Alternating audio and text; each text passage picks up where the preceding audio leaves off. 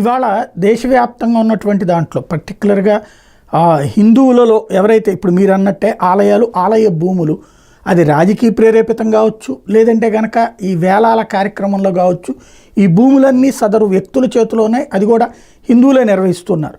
వాళ్ళకి ఇది వ్యతిరేకత అవదా?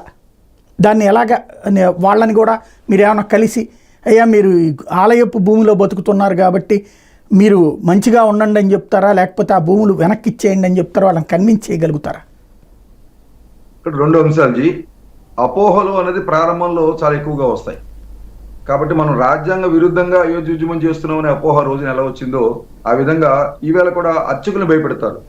అర్చకుల పరిస్థితి ఏమిటి? మేము ఇప్పటి వరకు రాజకీయ నేతల యొక్క అధికారం కింద నలిగిపోయాం, మేము ఇప్పుడు తీసుకెళ్లి లోకల్గా ఉన్న కమిటీ వాళ్ళ చేతిలో పెట్టేస్తారనేది వాళ్ళకు అనుమానం వస్తుంది. కాబట్టి ఇంతవరకు మేము దేవాలయాల నిర్వహణలో ఉన్నాము కాబట్టి మా చేతిలో ఇక దేవాలయాలు లేకుండా మాకే అధికారం ఉండదా అని కమిటీ వాళ్ళకి అనుమానం వస్తుంది. మూడవది, ఈ దేవాలయాల్ని కౌలుగు చేసుకుంటున్నాము, ఈ ఆదాయమే బతుకుతున్నాము, మా చేతిలోంచి లాగేసుకుంటారా అని వాళ్ళకి అనుమానం వస్తుంది. ఇక నాలుగవది, ఈ దేవాలయ భూముల్ని మేము ఆక్రమించుకున్నాము లేకపోతే మా స్వాధీనం చేసుకున్నాము కాబట్టి మేము వీటిని కోల్పోతామా అనేది ఒక ఆలోచన వస్తుంది.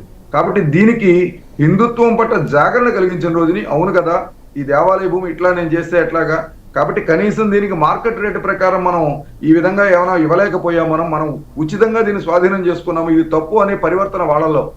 రెండవది, అర్చకులకి భరోసా. ఈవేళ దేవాలయం దేవుడు తర్వాత అత్యంత ప్రాధాన్యమైనటువంటి అంగం దేవాలయంలో ఏదైనా ఉందంటే అర్చక వ్యవస్థ. ఇవాళ అర్చకులకి సమానమైనటువంటి సగౌరవాన్ని అందించవలసిన అవసరం ఉన్నది. అర్చకుల మీద ఏ విధమైనటువంటి పెత్తనము, రాజకీయ పెత్తనము కానీ అధికార పెత్తనం కానీ జరగకూడదు. ఇవాళ మీరు చూస్తూ ఉంటారు, గతంలో మనం చూసినప్పుడు ఏదైనా ఉత్సవాలు నిర్వహణ చేయవలసి వచ్చినప్పుడు దానికి సంబంధించిన ప్రకటన అర్చకుడు చేసేవారు. ఇవాళ అర్చకుడికి సంబంధం లేకుండా అధికారులు చేస్తున్నారు. అంటే ఆలయ వ్యవస్థలు చాలా సంతోషకరమైన ఆహ్వానించదగ్గ అంశము. ఆంధ్రప్రదేశ్ ప్రభుత్వము ఏదైతే అర్చకుల యొక్క గర్భాలయంలో వారు తీసుకునే నిర్ణయాల్లో అధికారుల జోక్యాన్ని అరికడుతూ గతంలో ఉన్నటువంటి ఎండోమెంట్ డిపార్ట్మెంట్లో నియమమైనప్పటికీ పునరుద్ఘాటిస్తూ దాన్ని జీవో రిలీజ్ చేసింది. సంతోషం. ఇవాళ అది జరుగుతోందన్నది ప్రస్తుతం ప్రభుత్వం గుర్తించడం చాలా ఆనందమైన విషయము. ఇవాళ ప్రక్షాళనకి నడుము బిగిస్తోంది ఆంధ్రప్రదేశ్ ప్రభుత్వం కూడా. ఇది జరగాలని మేము కూడా కోరుకుంటున్నాం. కాబట్టి దీంతో పాటుగా మరొక అడుగు ముందుకు వేద్దాము.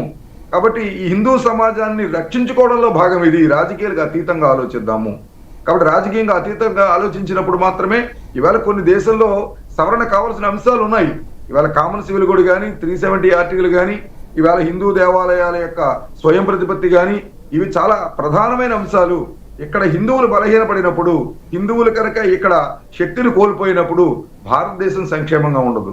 హైందవులు చైతన్యంగా ఉండాలి, శక్తివంతంగా ఉన్నప్పుడు మాత్రమే భారతదేశం సంక్షేమంగా ఉంటుంది, ప్రపంచంలో శాంతి ఉంటుంది. కాబట్టి ప్రపంచంలో అశాంతికి కారణమవుతున్న మతాల్లో ఎక్కడ భారతదేశంలో నుంచి హిందూ ధర్మం లేదు, అక్కడ ఉన్నటువంటి హిందువులు లేదు. కాబట్టి హిందూ సమాజాన్ని జాగరణ చేయకపోతే మన కుటుంబాలకు కూడా ప్రమాదము. కాబట్టి అందరము హిందువులుగా, ప్రాక్టీసింగ్ హిందువులుగా మన దేవాలయాల కోసం మనం ఏదైనా త్యాగం చేయవలసి వస్తే సిద్ధంగా ఉందాము. కాబట్టి ఏ పరిస్థితుల్లోనూ అర్చకులకు ఇబ్బంది ఉండదు, అర్చకులు మరింత గౌరవం ఇచ్చే విధంగా ఉంటుంది. అలాగే దేవాలయ నిర్వహణ ఢిల్లీలో ఉన్న వాళ్ళు ఎవరో చేయరు, స్థానికంగా ఉన్న వాళ్ళే చేస్తారు. ప్రాక్టీస్ హిందువులు దాని నిర్మాణంలో ఇతోధికంగా దానం ఇచ్చినటువంటి, విరాళం ఇచ్చినటువంటి వాళ్ళు, నిర్మాణం చేసిన వాళ్ళు, ఇట్లాంటి వాళ్ళు మాత్రమే దాని నిర్వహణలో ఉంటారు. ఏ చిన్న లోపం వచ్చినా అధికారము హిందూ సమాజం ధార్మిక పరిషత్తు చేతిలో ఉండే విధంగా వ్యవస్థ చేయడము. ధార్మిక పరిషత్తులో అన్ని ఆగమాలకు సంబంధించినటువంటి అన్ని సాంప్రదాయాలు, శైవము, వైష్ణవము, శాక్తేయము, గణాధిపత్యము, ఇట్లాంటి అన్ని సాంప్రదాయాలకు సంబంధించిన వాళ్ళు ప్రతినిధులు అందులో ఉండేలాగా, ఆగమ పండితులు ఉండేలాగా ఈ చట్టాన్ని, ముసాయిదా చట్టాన్ని తయారు చేయడం జరిగింది.